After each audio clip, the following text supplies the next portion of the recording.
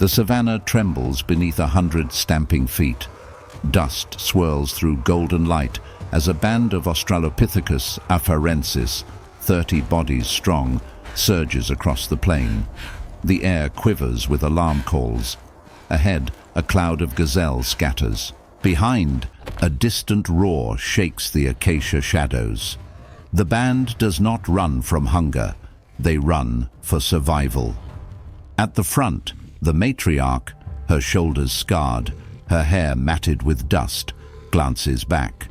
A young one lags behind, gripping a branch. For balance, legs trembling from exhaustion, the matriarch bares her teeth, emits a guttural bark, and circles back, pulling the child close with a sweeping arm. From the distant ridge, lions emerge, 3 of them, their golden coats rippling like fire under the dawn. The tribe veers toward the low trees, panting. They scramble up termite mounds, dart through thorn bushes. The lions follow, patient, gliding through grass. Then salvation, a river, wide, murky, unforgiving. The matriarch wades first, gripping reeds to steady herself. The current swells around her thighs. The younger ones hesitate, sensing the hidden danger below.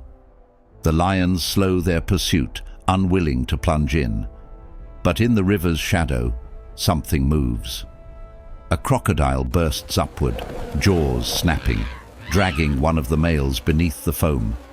The band erupts in shrieks, splashing wildly for the opposite shore.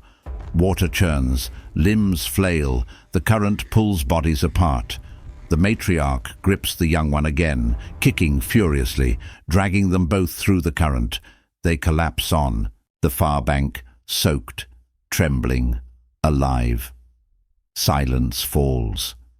The lions pace on the opposite side, defeated. The tribe gathers, shaken. A mother clutches her infant to her chest. Another searches the river for the one who didn't rise. The matriarch raises her face to the sky, mouth open, chest heaving, and releases a long, resonant cry, a sound between mourning and defiance. The day is far from done. By mid-morning, the sun bleeds heat into the earth.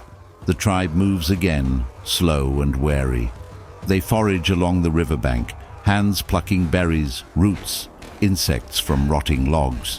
One adolescent cracks open a shell on a rock, sucking at the pulp inside.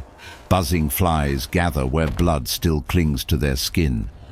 The matriarch lifts her hand to swat them away and notices a strange shimmer in the distance, a column of birds circling overhead, the sign of death. Curious, hungry, they approach. A carcass lies half consumed. A zebra, ribs exposed, black and white hide twitching with flies. Vultures scatter as the tribe descends. The scent is unbearable, but hunger is greater. They tear, with bare hands and teeth, scraping sinew, sucking marrow. The matriarch cracks a bone against a stone, once, twice, until the rich red core spills out. They feast, low growls vibrating in their throats, but they are not alone. From the tall grass, shapes emerge, another band, larger, leaner, strangers. The two groups freeze. Tension ripples through the air, primal and electric. The matriarch stands tall, shoulders squared. A rival female mirrors her from the opposite side of the carcass. They hiss. They bare teeth. They circle. The younger ones retreat behind the elders. The zebra lies between them. Prize, lifeline, battleground. Then the rival lunges. Chaos erupts. Arms flail. Bodies collide. Shrieks pierce the wind. One male slams a rock against another's shoulder. Blood spatters the zebra hide. The matriarch shoves her rival into the dust, beating her chest with thunderous roars.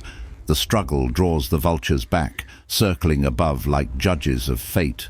At last, a scream, a deep wound.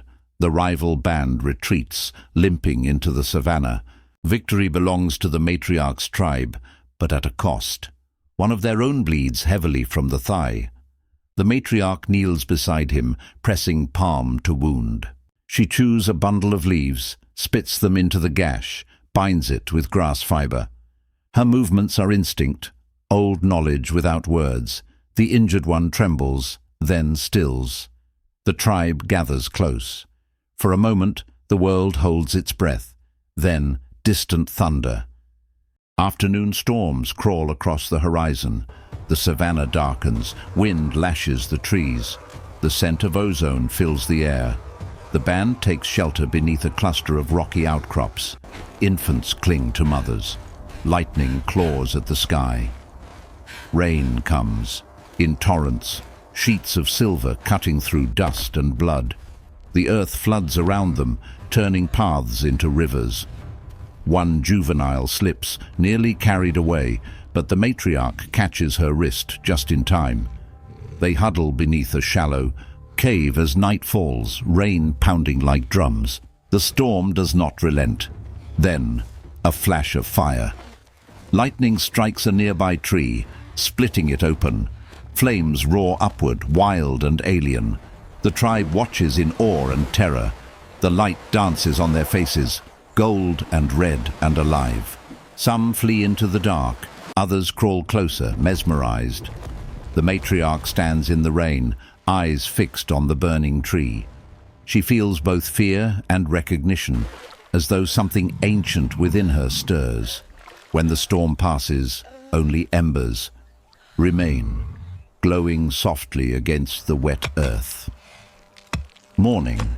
The landscape steams. The zebra bones glisten with dew. The air smells of smoke and rebirth. The matriarch leads the tribe toward higher ground. They move slowly, carrying the wounded, gathering fallen fruit, brushing mud from fur. Children play in the puddles, splashing, alive again. Then, at the ridge they see it, the migration. Across the open plain, herds of antelope, elephants, and distant cousins of their own species move together, away from the dark clouds, toward the mountains where the rains begin anew. The matriarch looks to the sky. The sun climbs, fierce and golden. She gestures forward. The band follows. Hours stretch into days. They walk through fields of whispering grass, across stony ridges. Where wind scours the flesh, they drink from cupped leaves, rest in the shade of baobabs, listen to the cries of unseen predators. Each step is a heartbeat in the story of survival.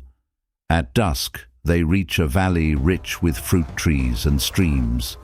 The matriarch stops, lifts. Her head listens. No growl, no rival scent, only wind and bird song. She leads them into the trees. The tribe spreads out, gathering fruit, laughing in silent grunts and gestures. The wounded male drinks from the stream. A child clambers onto a branch, shrieking with triumph. The matriarch watches, weary eyes softening. She kneels, scoops a handful of water, and lets it fall through her fingers. The droplets catch the sunset light. Red, gold, life itself. For the first time in days, they rest. They feed, they breathe. The storm, the lions, the rival band, all behind them. In this quiet moment, the matriarch presses her palm to the child's chest, feeling the steady rhythm beneath the skin, a promise of tomorrow. The camera pulls back, high above the valley, revealing the vastness of the ancient world. Endless plains, winding rivers, distant fires smoldering on the horizon. This was life 5.2 million years ago.